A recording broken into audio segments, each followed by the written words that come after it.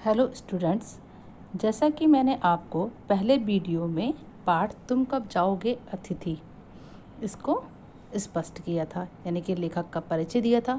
अब आगे मैं आपको बताती हूँ कि जब लेखक के घर अतिथि आया तब उसने कोई सूचना नहीं दी थी। अचानक आए हुए अतिथि को देखकर लेखक का बटुआ काँप गया। ये पंक्ति आपके पाठ में आई है।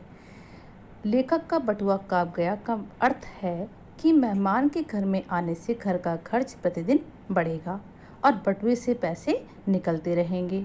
इस प्रकार से जब अचानक मेहमान आता है तब ये परेशानियाँ इस प्रकार की परेशानियों का सामना करना पड़ता है।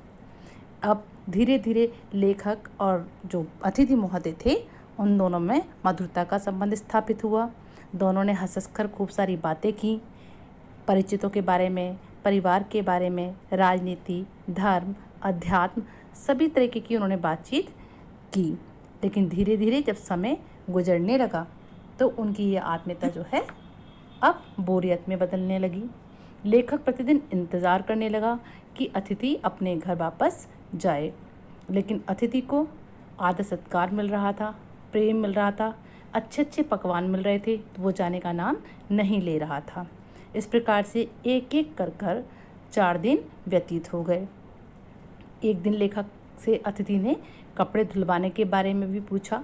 लेखक को बड़ी प्रसन्नता हुई। उनको लगा कि शायद अब ये जो हैं जाने की तैयारी करेंगे। कपड़े भी धुल कर आ गए, लेकिन अतिथि ने अभी तक जाने का कोई भी विचार प्रकट नहीं किया था। तो इस प्रकार से जो है अब उन दोनों की आत्मीयता भरे संबंध जो हैं अब वो समाप्त होने लगे और उनकी जगह मन ही मन में कड़वाहट आने लगी। कड़वाहट इसलिए आने लगी क्योंकि अतिथि जो है इस बात को नहीं समझ रहा था कि मेहमानबाजी करने वाला व्यक्ति अब उससे परेशान होने लगा है, वो उसके जाने की प्रतीक्षा कर रहा है।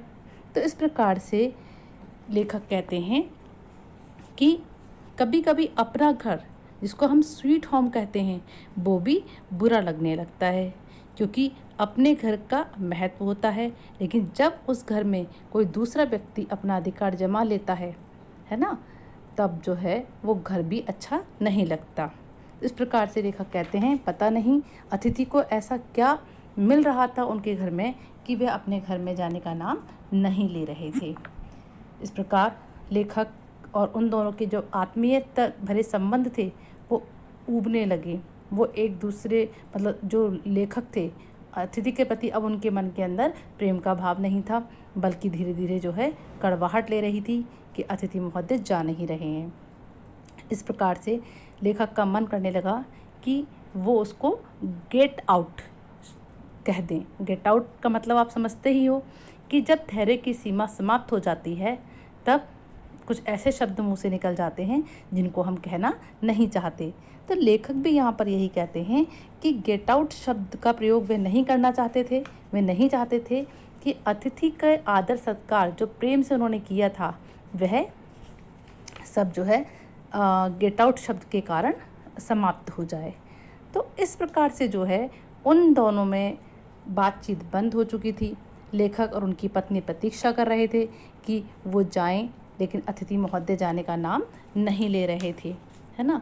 तो बच्चों, इस पाठ के माध्यम से जो हमारे लेखक हैं उन्होंने ये बताने का प्रयास किया है कि कभी भी जब अनजाना कोई हमारा जाना पहचाना सगा संबंधी या मित्र बिना बताए हमारे घर में आ टपकता है तो बहुत तरह तरह की परेशानियों का हमें सामना करना पड़ता है।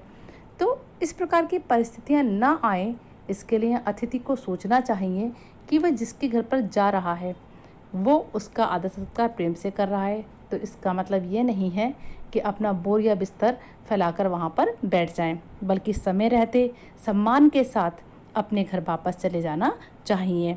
दोनों के बीच जो मधुर संबंध प्रारंभ में बनते हैं वो अंत तक बने रहने चाहिए और मीठी यादों के साथ जो है अतिथि को अपने घर चले जाना चाहिए। तो इस प्रकार से ये पाठ जो है ये बताता है कि एक सीमा होती है अतिथि की, किसी के घर जाकर रहने की, उस सीमा का उसको ध्यान रखना चाहिए। तो हमारे लेखक जो हैं शरद जी, उन्होंने हमें इस प्रकार एक व्यंग के माध्यम से अतिथि को अपनी सीमा में रहने का संदेश दिया है। आपको ये पाठ समझ में आ गया होगा।